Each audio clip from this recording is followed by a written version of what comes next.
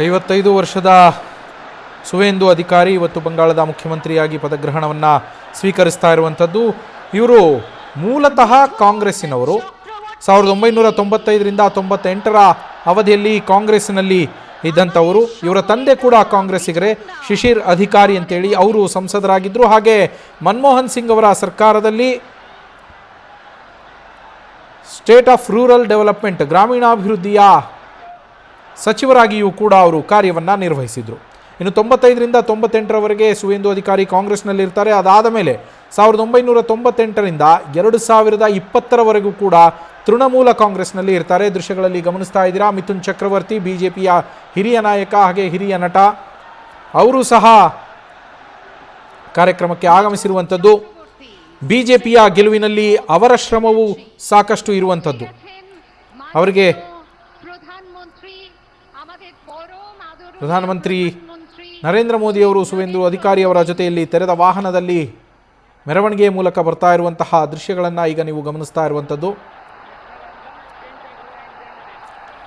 ವೇದಿಕೆಯಲ್ಲಿ ಕೇಂದ್ರ ಗೃಹ ಸಚಿವರಾಗಿರುವಂತಹ ಅಮಿತ್ ಶಾ, ನಿತಿನ್ ಗಡ್ಕರಿ ಅವರು ಹಾಗೆ ಆಂಧ್ರ ಪ್ರದೇಶದ ಸಿಎಂ ಚಂದ್ರಬಾಬು ನಾಯ್ಡು ಅವರು ಸೇರಿದಂತೆ ಹಲವು ಗಣ್ಯರು ವೇದಿಕೆ ಹತ್ರ ಇದ್ದಾರೆ. ಈಗಾಗಲೇ ಆಗಮಿಸಿದ್ದಾರೆ ಅವರು. ಕೆಲವೇ ಕ್ಷಣಗಳಲ್ಲಿ ಸುವೇಂದು ಅಧಿಕಾರಿ ಅವರು ಪಶ್ಚಿಮ ಬಂಗಾಳದ ನೂತನ ಸಿಎಂ ಆಗಿ, ಬಿಜೆಪಿಯ ಮೊಟ್ಟ ಮೊದಲ ಸಿಎಂ ಆಗಿ ಅಧಿಕಾರವನ್ನು ವಹಿಸಿಕೊಳ್ತಾರೆ.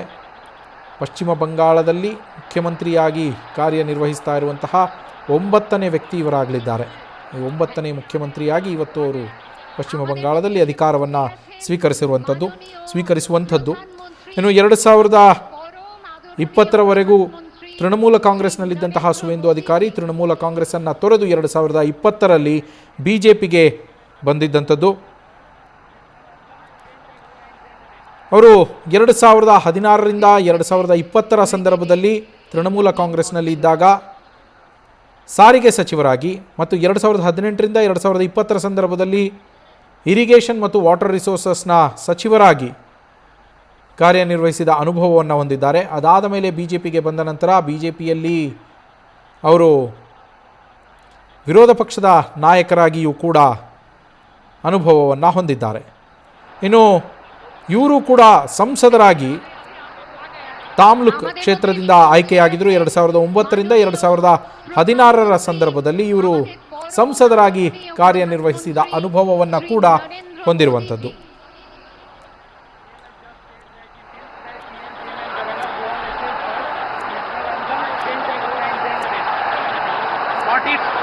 উঠেছে ব্রিগেডের এই রঙিন মঞ্চ।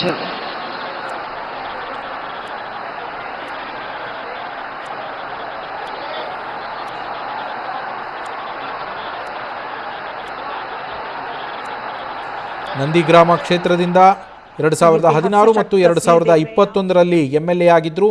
ಈಗ ಭವಾನಿಪುರದಿಂದ ಆಯ್ಕೆಯಾಗಿದ್ದಾರೆ. ನಂದಿಗ್ರಾಮದಲ್ಲೂ ಕೂಡ ಗೆದ್ದಿದ್ದರು, ಆದರೆ ಭವಾನಿಪುರ ಕ್ಷೇತ್ರವನ್ನು ಉಳಿಸಿಕೊಂಡಿದ್ದಾರೆ. ಭವಾನಿಪುರದ ಶಾಸಕರಾಗಿ ಆಯ್ಕೆಯಾಗಿದ್ದಂತಹ ಸುವೇಂದು ಅಧಿಕಾರಿ ಇದೀಗ ಇವತ್ತು ಮುಖ್ಯಮಂತ್ರಿಯಾಗಿ ಪ್ರಮಾಣ ವಚನವನ್ನು ಸ್ವೀಕರಿಸಲಿದ್ದಾರೆ. ನಿನ್ನೆ ಸಂಜೆ ಅಧಿಕೃತವಾಗಿ ಅವರನ್ನು ಶಾಸಕಾಂಗ ಪಕ್ಷದ ನಾಯಕರನ್ನಾಗಿ ಆಯ್ಕೆ ಮಾಡಲಾಗಿತ್ತು. ಈ ಹಿನ್ನೆಲೆಯಲ್ಲಿ ಇವತ್ತು ಪ್ರಮಾಣ ವಚನವನ್ನು ಮುಖ್ಯಮಂತ್ರಿಯಾಗಿ ಸ್ವೀಕರಿಸ್ತಾ ಇದ್ದಾರೆ. 2005ರಲ್ಲಿ ಇವರು ಕಾಂತಿ ದಕ್ಷಿಣ ಕ್ಷೇತ್ರದಿಂದ ಶಾಸಕರಾಗಿ ಆಯ್ಕೆಯಾಗಿದ್ದರು.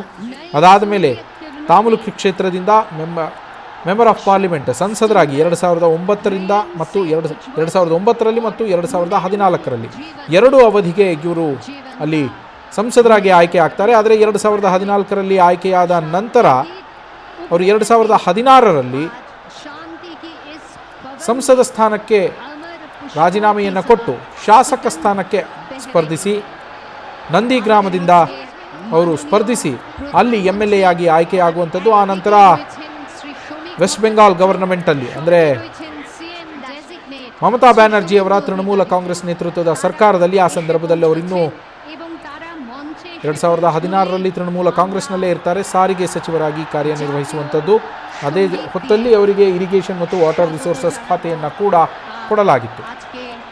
55 ವರ್ಷದ ಸುವೇಂದು ಅಧಿಕಾರಿ ಜನಿಸಿದ್ದು ಡಿಸೆಂಬರ್ 15, 1970ರಲ್ಲಿ. ಈಗ ಅವರು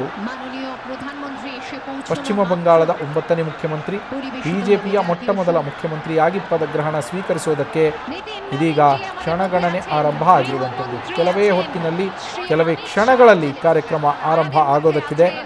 ಸುವೇಂದು ಅಧಿಕಾರಿ ಪಶ್ಚಿಮ ಬಂಗಾಳದ ನೂತನ ಮುಖ್ಯಮಂತ್ರಿ ಆಗೋದಕ್ಕೆ. ಇನ್ನು ಸರ್ಕಾರ ರಚನೆಗೆ ಒಂದಷ್ಟು ಹೈಡ್ರಾಮಾಗಳು ಇಲ್ಲೂ ಕೂಡ ನಡೀತು. ಕೇವಲ ತಮಿಳುನಾಡಿನಲ್ಲ, ಇಲ್ಲೂ ಕೂಡ ಒಂದಷ್ಟು ಹೈಡ್ರಾಮಾ ನಡೀತು. ಸರ್ಕಾರ ರಚನೆಗೆ ಅನ್ನೋದಕ್ಕಿಂತಲೂ ಈ ಹಿಂದಿನ ಸರ್ಕಾರ ಏನಿತ್ತು, ತೃಣಮೂಲ ಕಾಂಗ್ರೆಸ್ ಸರ್ಕಾರ, ದೀದಿ ನೇತೃತ್ವದ ಮಮತಾ ಬ್ಯಾನರ್ಜಿಯವರ ನೇತೃತ್ವದ ಸರ್ಕಾರ, ಮಮತಾ ಬ್ಯಾನರ್ಜಿಯವರೇ ನಾನು ಸೋತೇ ಇಲ್ಲ, ನಾನು ರಾಜೀನಾಮೆಯನ್ನು ಕೊಡೋದಿಲ್ಲ CM ಸ್ಥಾನಕ್ಕೆ ಅಂತೇಳಿ ಪಟ್ಟು ಹಿಡಿದು ಕೂತಿದ್ರು.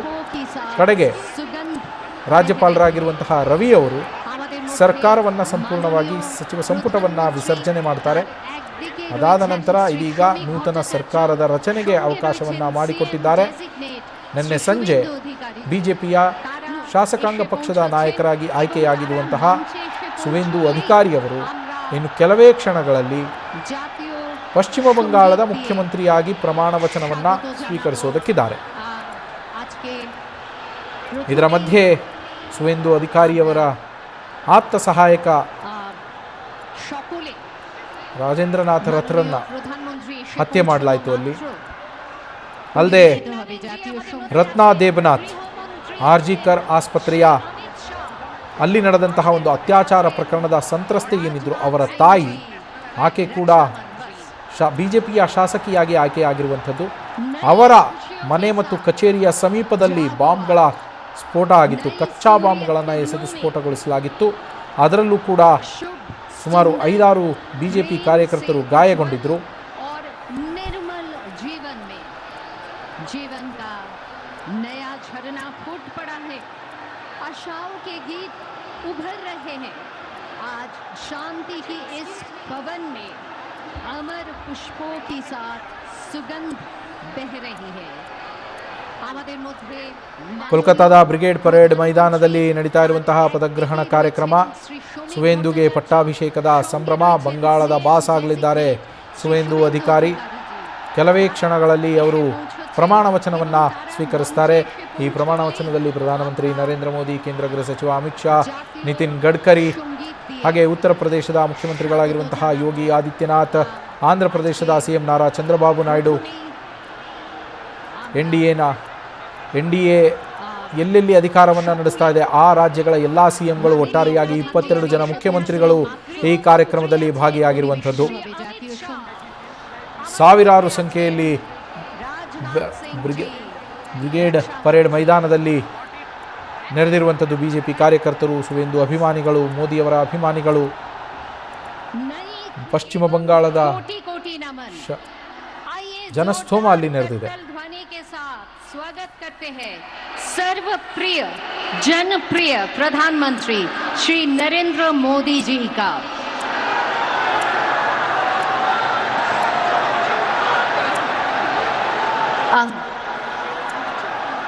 आज गुरुदेव रविंद्रनाथ टैगोर का पुण्य जन्मदिन। इस अवसर पर माननीय प्रधानमंत्री जी पुष्पांजलि कर रहे हैं एवं সেই সঙ্গে আছেন CM ডেজিগনেট শ্রী শুভেন্দু অধিকারী। আজকে মঞ্চে উপস্থিত আছেন মাননীয় রাজ্যপাল শ্রী RN রবি। এদের সকলের উপস্থিতিতেই পুষ্পার্ঘ্য প্রদান করা হলো।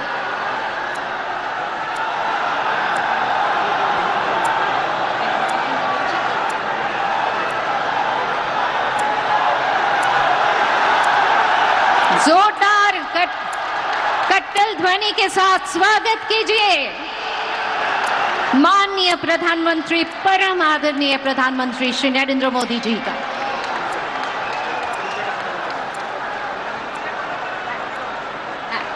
माननीय राज्यपाल उपस्थित आছেন श्री RN रवि, उपस्थित आছেন माननीय CM ডেজিগনেট শ্রী শুভেন্দু অধিকারী। আমাদের মধ্যে উপস্থিত আছেন শ্রী শ্রমিক ভট্টাচার্য মহাশয়। আমি তাকে অনুরোধ জানাবো আজকে শ্রী মাখনলাল সরকার সম্পর্কে তিনি আমাদের বলবেন।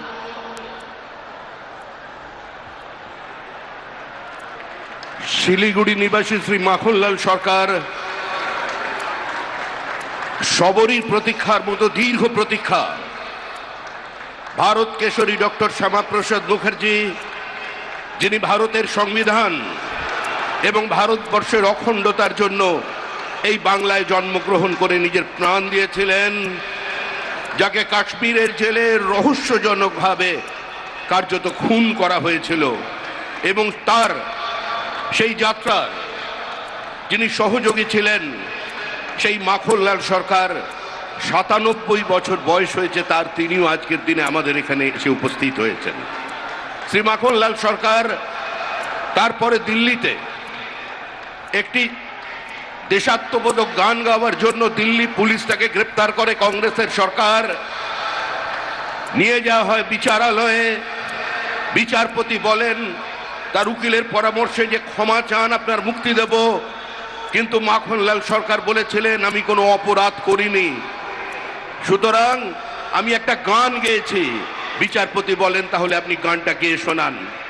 সেদিনের অপ্রাপ্ত বয়স্ক মাখনলাল সরকার সেই গানটি গেয়ে শোনান, এবং তারপর বিচারপতি নির্দেশ দেয় দিল্লি পুলিশকে যে একে ফার্স্ট ক্লাস কামরা করে এর বাড়ি পর্যন্ত পৌঁছে দাও এবং 100 টাকা দাও রাস্তায় যাতায়াতের জন্য।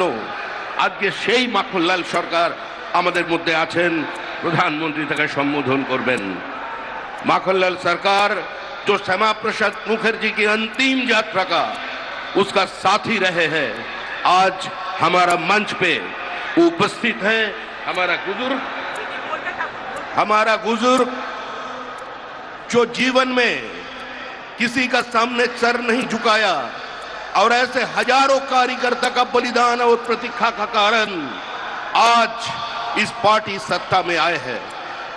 यह सिर्फ कोई सत्ता की परिवर्तन नहीं है, श्यामा प्रसाद मुखर्जी की धरती पर श्यामा प्रसाद का सरकार बनने जा रहे हैं।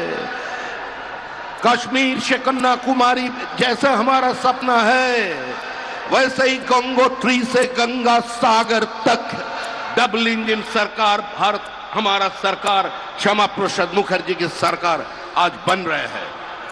ऐसी कितना माखनलाल सरकार ने अपने पूरा जीवन निछावर कर दिया, जिसका नाम जिसका पता। ಪಶ್ಚಿಮ ಬಂಗಾಳದಲ್ಲಿ ನೂತನ ಮುಖ್ಯಮಂತ್ರಿಯಾಗಿ ಪದಗ್ರಹಣ ಸ್ವೀಕರಿಸೋದಕ್ಕೆ ಕೌಂಟ್ಡೌನ್ ಶುರುವಾಗಿರುವಂಥದ್ದು. ಸುವೇಂದು ಅಧಿಕಾರಿ ಅವರು ಪ್ರಧಾನಮಂತ್ರಿ ನರೇಂದ್ರ ಮೋದಿ ಅವರು ವೇದಿಕೆಗೆ ಆಗಮಿಸಿರುವಂಥದ್ದು. ಸುವೇಂದು ಅಧಿಕಾರಿ ಅವರ ಜೊತೆಯಲ್ಲಿ ವೇದಿಕೆ ಮೇಲೆ ನೆರೆದಿದ್ದಂತಹ ಎಲ್ಲ ಗಣ್ಯರನ್ನ ಮಾತನಾಡಿಸಿ ಪ್ರಧಾನಮಂತ್ರಿಯವರು ಪದಗ್ರಹಣ ಕಾರ್ಯಕ್ರಮದಲ್ಲಿ ಭಾಗಿಯಾಗ್ತಾ ಇರುವಂಥದ್ದು. ಕೇಂದ್ರ ಗೃಹ ಸಚಿವ ಅಮಿತ್ ಶಾ ಅವರಿದ್ದಾರೆ, ಹಾಗೆ JP ನಡ್ಡಾ ಅವರಿದ್ದಾರೆ, ರಾಜನಾಥ್ ಸಿಂಗ್ ಅವರಿದ್ದಾರೆ, ಚಂದ್ರಬಾಬು ನಾಯ್ಡು ಅವರಿದ್ದಾರೆ, ಆಂಧ್ರ ಪ್ರದೇಶದ ಮುಖ್ಯಮಂತ್ರಿ, ಮಹಾರಾಷ್ಟ್ರದ ಮುಖ್ಯಮಂತ್ರಿ ದೇವೇಂದ್ರ ಫಡ್ನವೀಸ್, ಶಿಂಧೆ ಅವರು, ಹಲವು ನಾಯಕರು, ಮಿಥುನ್ ಚಕ್ರವರ್ತಿ, BJPಯ ಹಿರಿಯ ನಾಯಕ, ಹಿರಿಯ ನಟ ಮಿಥುನ್ ಚಕ್ರವರ್ತಿ ಸೇರಿದಂತೆ ಹಲವು ನಾಯಕರು ಇರುವಂಥದ್ದು. ಪಶ್ಚಿಮ ಬಂಗಾಳದಲ್ಲಿ ಇದು ಹೊಸ ಇತಿಹಾಸ, ಹೊಸ ಯುಗ ಆರಂಭವಾಗಿದೆ ಅಂತಲೇ ಅಲ್ಲಿ ಬಣ್ಣಿಸಲಾಗ್ತಾ ಇರುವಂಥದ್ದು. ಬಂಗಾಳದಲ್ಲಿ ಬದಲಾವಣೆಗೋಸ್ಕರ BJPಯನ್ನು ತರಲಾಗಿದೆ, ಭದ್ರತೆಗೋಸ್ಕರ BJPಯನ್ನು ತರಲಾಗಿದೆ. ನಮ್ಮನ್ನ ಬದಲಾವಣೆಗೋಸ್ಕರ ಭದ್ರತೆಗೋಸ್ಕರ ತನ್ನಿ ಅಂತಲೇ BJP ಕೇಳಿದ್ದು, ಅದಕ್ಕೋಸ್ಕರವೇ ಈಗ BJPಯನ್ನು ತರಲಾಗಿದೆ ಅಂತ ಹೇಳಿ ಏನು ಬಣ್ಣನೆ ಮಾಡಲಾಗ್ತಾ ಇದೆ. ಆ ನಿಟ್ಟಿನಲ್ಲಿ ಇವತ್ತು ಬಂಗಾಳದ ಬಾಸ್ ಆಗಿ, ಬಂಗಾಳದ ನೂತನ ಮುಖ್ಯಮಂತ್ರಿಯಾಗಿ ಸುವೇಂದು ಅಧಿಕಾರಿ ಪ್ರಮಾಣ ವಚನವನ್ನ ಸ್ವೀಕರಿಸುವುದಕ್ಕೆ ಕ್ಷಣಗಣನೆ ಆರಂಭವಾಗಿರುವಂಥದ್ದು. ಕೋಲ್ಕತ್ತಾದ ಬ್ರಿಗೇಡ್ ಪರೇಡ್ ಮೈದಾನದಲ್ಲಿ ನಡೀತಾ ಇರುವಂತಹ ಪದಗ್ರಹಣ ಕಾರ್ಯಕ್ರಮದಲ್ಲಿ ನೀವು ಗಮನಿಸ್ತಾ ಇರಬಹುದು, ಕಣ್ಣು ಹಾಯಿಸಿದಷ್ಟು ದೂರ ಜನಸ್ತೋಮ ನೆರೆದಿದೆ. ಸಾವಿರಾರು ಲಕ್ಷಾಂತರ ಸಂಖ್ಯೆಯಲ್ಲಿ ಅಲ್ಲಿ BJPಯ ಕಾರ್ಯಕರ್ತರು, ಅಭಿಮಾನಿಗಳು ಆಗಮಿಸಿರುವಂಥದ್ದು. ಪದಗ್ರಹಣ ಕಾರ್ಯಕ್ರಮದ ಭಾಗವಾಗೋದಕ್ಕೆ, ಅದನ್ನ ಕಣ್ಣಾರೆ ಕಂಡು ಸಾಕ್ಷಿಯಾಗೋದಕ್ಕೆ ಮೊಟ್ಟ ಮೊದಲ ಬಾರಿಗೆ BJP ಪಶ್ಚಿಮ ಬಂಗಾಳದಲ್ಲಿ ಅಧಿಕಾರಕ್ಕೆ ಬಂದು ಇತಿಹಾಸವನ್ನ ರಚಿಸ್ತಾ ಇರುವಂತಹ ಈ ಸಂದರ್ಭವನ್ನ ನೇರವಾಗಿ ಸಾಕ್ಷಿಯಾಗೋದಕ್ಕೆ, ಭಾಗಿಯಾಗೋದಕ್ಕೆ ಬಂದಿರುವಂತಹ ಜನಸ್ತೋಮ ಇದು. ಸಾವಿರಾರು ಸಂಖ್ಯೆಯಲ್ಲಿ ಅಲ್ಲಿ ನೆರೆದಿದ್ದಾರೆ BJP ಕಾರ್ಯಕರ್ತರು, ಅಭಿಮಾನಿಗಳು. কখনো সুখে কখনো অসুখে তাকে একান্ত আপন করে নিয়েছি। সেই দিনটি আমাদের বারবার প্রথিত করে, আমাদের সংস্কৃতির সঙ্গে আমাদের এগিয়ে চলার পথের দিশা দেখায়। এবং এই দিনটিকে ওপরে আমাদের নির্ভরশীলতা, তার কোনো তুলনা হয় না। এই দিনেই বাংলার অপর এক ইতিহাস সৃষ্টি হবে, এটা সত্যি আমাদের কখনো আমরা কল্পনাও করিনি। কিন্তু মাননীয় প্রধানমন্ত্রী তার অদ্ভুত বিচক্ষণতার মাধ্যমে তিনি আজকের এই দিনটিকে এত সুন্দরভাবে, এত প্রাসঙ্গিকভাবে তিনি যুক্ত করলেন আমাদের বিধানসভার শপথ গ্রহণ অনুষ্ঠানের বা শপথ গ্রহণ সমারোহের সঙ্গে, যে সত্যি সেটা আমাদের কাছে একটি বিশেষ পাওয়ার দিন হয়ে উঠল। এখন থেকে 25শে বৈশাখে যেন যুক্ত হলো আরও এক পরব।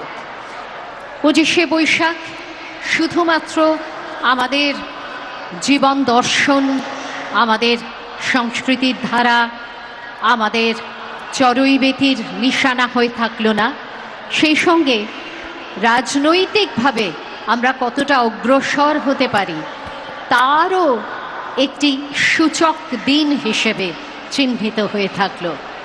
25শে বৈশাখের এই দিনে আপনারা সকলে এসেছেন। আজকে আমরা রবীন্দ্রনাথকে এইভাবে শ্রদ্ধা জানাচ্ছি। আজকের এই দিনটিকে আমরা সফল করি। ನ್ಯೂಸ್ ಫಸ್ಟ್ ನಿರ್ಭೀತಿಯಿಂದ ನಿಮ್ಮ ಪರವಾಗಿ.